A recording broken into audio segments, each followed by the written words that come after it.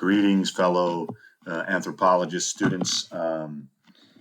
I chose for my case study Deborah as an individual who defied gender roles in her time.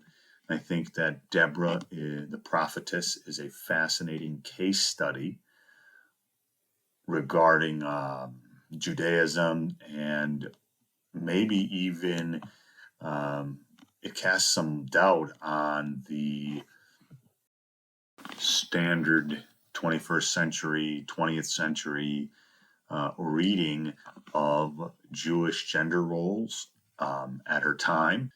She simply shows up on the scene.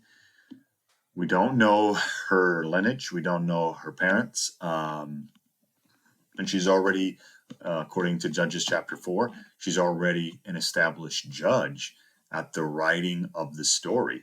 And how she got to be that isn't revealed, isn't examined. So that makes me wonder if the idea of women being totally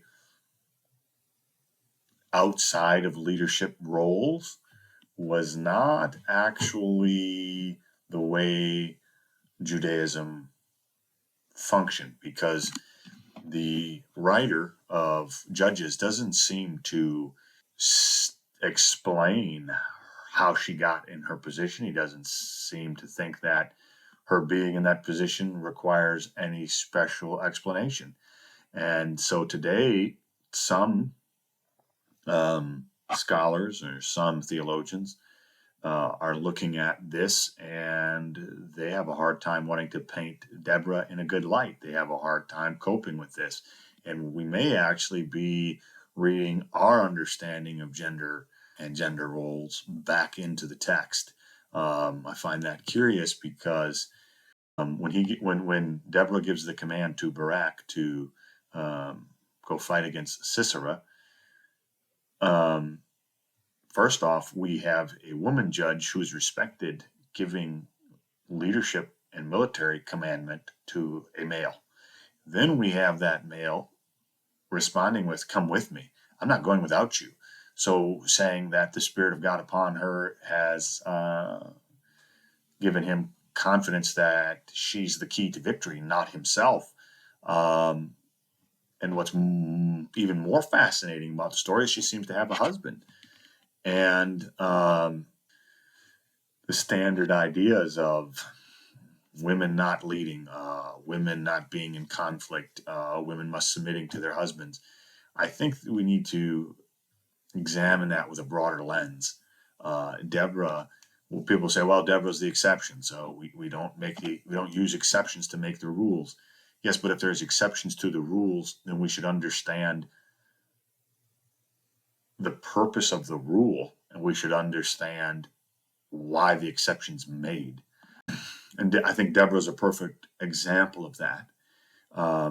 Righteous judgment and righteous understanding requires that we judge individuals based on their conduct, their spiritual gifting, and their spiritual humility, not on the color of their skin or the